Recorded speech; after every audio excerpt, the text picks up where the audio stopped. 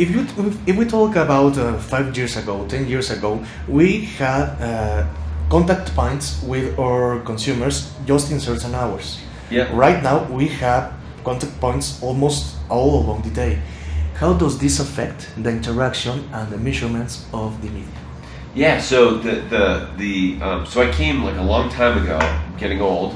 A long time ago, I came from a direct database marketing CRM background where, using channels like old school telemarketing or direct mail, you were reaching audiences or consumers on a one-to-one basis. So in digital, we've finally gotten to that place, right, where the market has moved from not only in offline media but in online media, it moved from reaching mass audiences to reaching segments of consumers to reaching one-to-one targeted communication where you can actually talk one-to-one with consumers. So in this new environment where you can actually use digital as a point of communication to talk to individuals, what we need to get better at is basically using the data we know about consumers and using kind of our creative messaging and offer to make the experiences better for individuals, right? Like, so one of the backlashes that's happening right now, I'm not sure if it's happening here in Mexico, but in the U.S. is, people, more and more people are using, ad blocking software or ad blocking apps, and the reason, the kind of theory behind it is because consumers don't like the advertising they're seeing. So I think the way to combat that is to build better experiences. Like, who doesn't want to have advertising that pertains to them?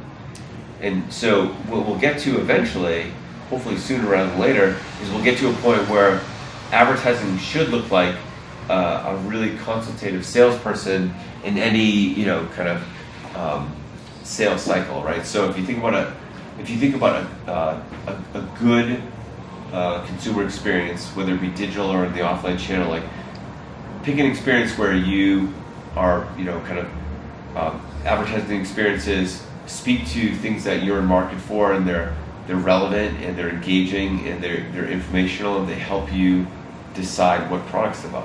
So when we finally get to that place, which hopefully will be, again, sooner rather than later, I think that consumers will, embrace the advertising they see.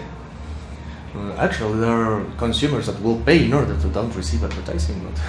Yeah, well, no, I mean, I get that too, but like, so when consumers don't want to pay for advertising, which will absolutely be a certain segment of the audience at some point, but like, you have to think of it this way, like, okay, so at the end of the day, follow the money, and like, there'll be two ends of the spectrum. So there'll be one end of the spectrum where people build subscriber models, or there will be subscriber models where people pay for content, whether it be Netflix or Amazon or YouTube, which now is a subscription-based model, and you might not see advertising there, but you'll have to pay 100% for the content, right? Mm-hmm. And then at the end of the spectrum, there'll be the ad-driven model where you don't have to pay to have the Facebook app, but in Facebook you're going to see advertising, right? So and there'll be models in the middle too.